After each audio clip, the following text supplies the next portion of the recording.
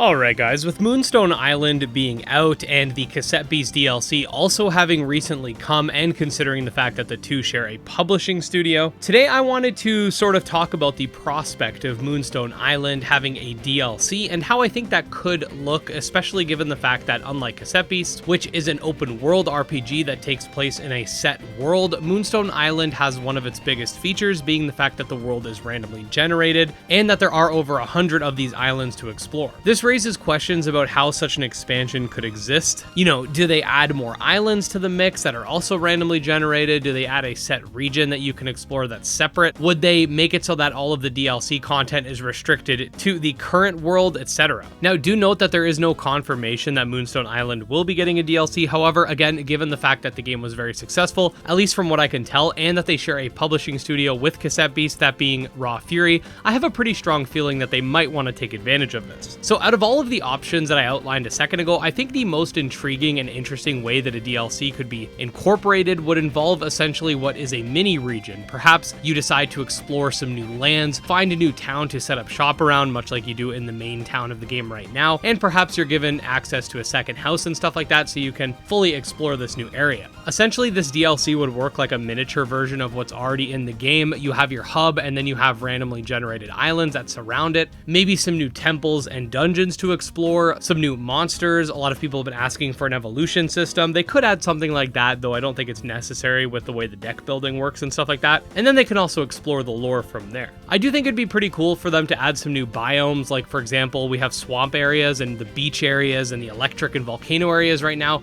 Perhaps they could add some sort of set psychic area that doesn't require the psychic storms, and some other elemental based areas as well. One thing I felt when beating Moonstone Island was that the climax of the game did feel like it came kind of quickly and dissipated just as fast. Now, spoiler warning, if you're watching this video, I'd assume that you would have expected that, but again, spoiler warning, click off now. But what I was gonna say is after defeating the final boss, the masked man basically just tells you, good job, and the game sort of just continues from there. I would love to see perhaps some sort of major post-game boss brought forth through the DLC, or perhaps a second encounter with the final boss, which results in some sort of revival or something like that. There could also be a human conflict, which I do think would be pretty interesting as well. But as you can see, when it comes to the story, there really is a limitless amount of possibility with this type of game where story isn't really the driving factor. In terms of new temples, we've already used various seasons as themes. However, it'd be cool to see some temples more based around whatever new biomes become available. At the very least, a dark temple and psychic temple would be pretty cool to represent the dark matter areas and the psychic storm. Other than that, I think that some type of post-game grind fest revolving around battles would be pretty cool. Essentially some type of endless gauntlet to test your skills as a tamer would allow for an end goal regarding building your team and deck.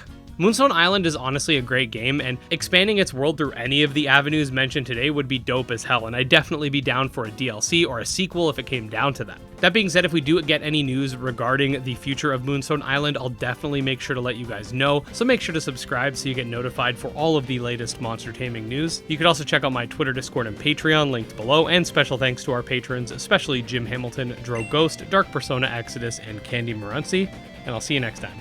Peace.